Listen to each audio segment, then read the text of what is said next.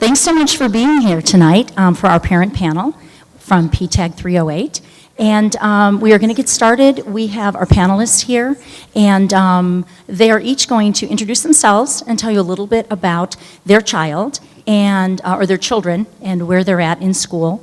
But first, what I want to do is just tell you a little bit about PTAG 308. PTAG is Partners for Talented and Gifted Education, and we are a parent group. We're just a group of parents that volunteer and put together events that we think are going to be helpful for the district, and especially for students who are focused on gifted or honors in the elementary level for the AT program.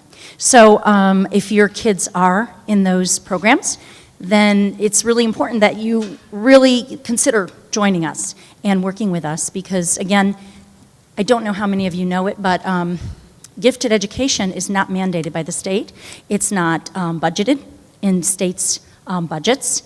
And so in order for schools to have focus on AT and gifted programs, it's really up to the parents and what they push for with the district, and it's up to the administrators and what they decide and where they decide to spend the budget. So in districts that still have gifted programs, generally you're going to find a very strong parent program, parent advocacy group.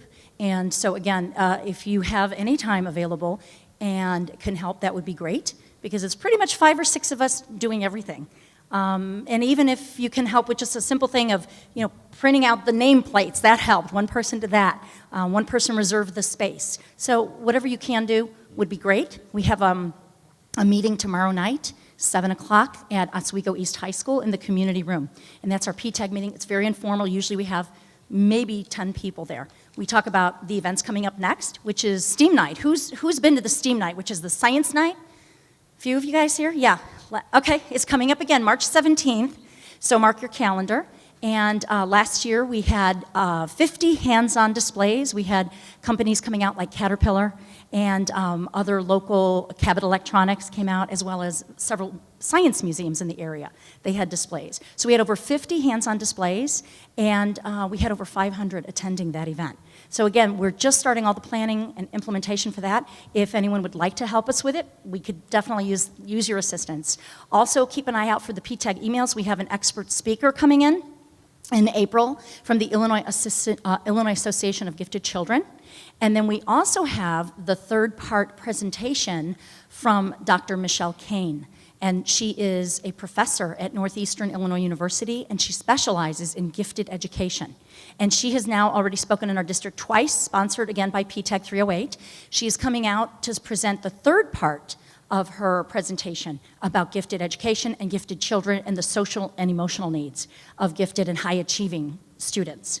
So that's coming up as well. So take a look at the PTAG emails as they come out. If you're not already receiving our emails, please sign up outside on that little form. We'll add you to the email list. What I want to let you guys know on the agenda is we're going to cover several different topics. First, we're going to cover some areas that you would want to know about while you're in high school, while your student is in high school. We're going to talk about course selection, AP or honors courses. We want to talk a little bit about summer and enrichment opportunities, volunteering and extracurriculars, study habits, social emotional considerations, and achieving balance, which is often very, very hard to do, I think, for more and more for students these days. Also, we want to discuss the tests, the SAT and ACT prep. Then we want to cover a little bit about college, the college application process, the selection, interviews, and preparedness, college admissions tips and tricks, financing college, scholarships, and more. So that's what we're going to cover, and we're going to start with some of these questions just in the initial part here. And again, we're going to pass out index cards. We'll just kind of be walking around. If you do have a question that you come up with, just write it down, give it to them. They'll bring it to me, and then we'll ask our panel, okay? So first, I think what we want to do is start with a question about, a lot of you had mentioned AP and honors courses that were taken. I want to ask the panel, the parents, how did you work with your student in really determining the courses they were going to take each year of high school, in particular for high school? Did you work with the counselors, with student services? What guided you, and what did you do to set up their courses with them? And then also, was there one particular AP or honors course that your student really loved and really made a difference to them in their career here in 308. Anybody who wants to just talk about that? I'll go first. I guess the secret weapon for our family was Melissa. In an area maybe that they don't feel as strong. So it's something to keep in mind. A lot of questions about AP versus honors. Can one of you just give us just a really brief overview for the audience on AP course versus an honors course? How are they looked at? Who should take what? We taking the one that leads into the other. And why do we have less honors courses now? Because I know sometimes students don't want to take the AP, but then they don't want to be in a regular course. They'd like to be more of an honors level, and it does seem like more and more the honors courses are disappearing. I think that was a decision. And Megan, how would a university look at a student coming in terms of the AP that they've taken, how many AP courses, how much is that a big focus to really admit them into a university? Yeah. Okay, so it seems like it just, like you said, depends on what the high school offers. Yeah, That's absolutely. really something to look at with that. Yeah. Okay, and what about summer courses? Are they offered at, AP or honors levels? Are those offered in the summers, and what is offered in the summer? Planning to take one of those classes.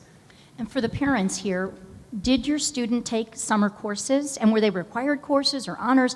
Tell us a little bit about what they took and why they took it, to fit other things in. Just give us an idea on that as well. For the parents on the panel, just would you raise your hand if you did work with the counselors and really sit down with them at the high school and, lay out schedules and all of you pretty much do that? Yeah?